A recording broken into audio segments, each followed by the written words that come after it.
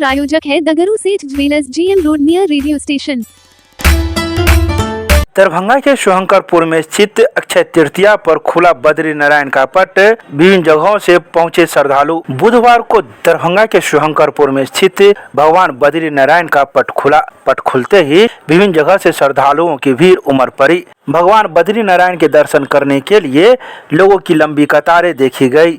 लोग कतारबद्ध होकर भगवान बद्री नारायण के दर्शन करते हुए नजर आए।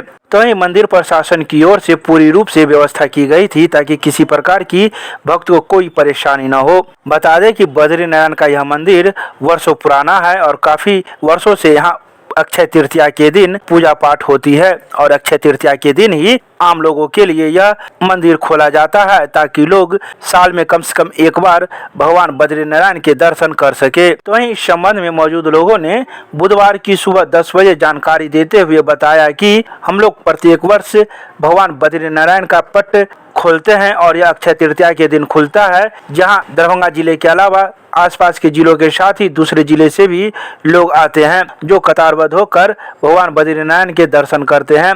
साथ ही उन्होंने कहा कि सुबह 4 बजे से ही यह पट खुल जाता है और प्रभु की इच्छा तक यह पट खुला हुआ रहता है। आइए सीधे सुनाते हैं क्या कुछ कहते हैं इस मौके पर मौजूद लोग मीडिया को। शुभंकरपुर है, वार्ड नंबर 8 है। यहाँ पर बाबा बद्री विशाल का मंदिर है। यहाँ पर ये साल में एक बार ये इनका पट खुलता है। ये हमारे स्वर्गीय गंगाधर महाराज जी के द्वारा बनाया गया था और उसके बाद हमारे पिताजी महावीर प्रताप शर्मा और हम उनके पुत्र नवीन कुमार शर्मा इस मंदिर की देखरेख कर रहे हैं।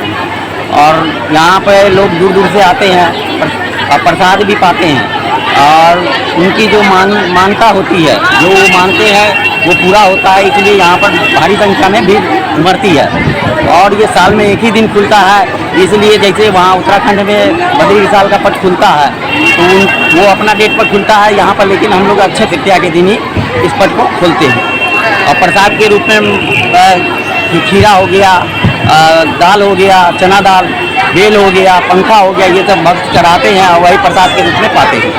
ये कब से कब तक खुली रहती है? ये हम लोग सवेरे 4 बजे जो मंगला आरती होती है सवेरे की, वो आरती से प्रारंभ करते हैं और फिर रात में प्रभु इच्छा तक हम लोग इसको खोल के रखते हैं। रात तक भक्त आते हैं? हाँ, रात तक आते हैं। क्या नाम बताया आपने? नवीन कुमार शर्मा।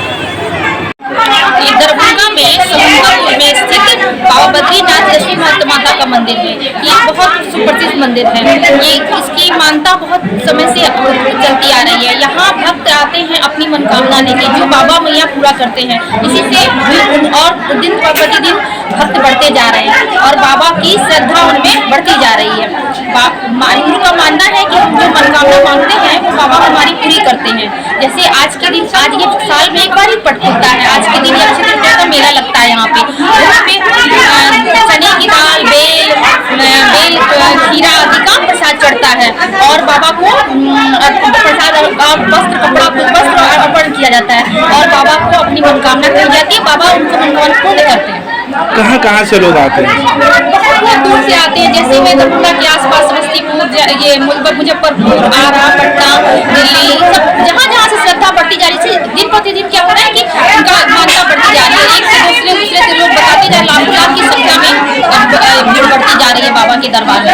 खुशी हो रही है कि आप लोगों के पूर्वजों के द्वारा यह स्थापित किया गया था और इसका यह आज इतना मान्यता मिल रहा है। ये तो बहुत खुशी, गर्व की बात है हमारी। ये तो बहुत गर्व की बात, हमारे पूर्वज इनको स्थापित किए जिसमें आज हमको मतलब इतनी अच्छी मतलब मिल रही है कि आज हम लोग का नाम हो रहा है, बाबा हमारे पूर्वज का नाम हो रहा है। हमें क्यों नहीं खुशी हो रही है? सेवा करने का भी मौका। बहुत योगदान है।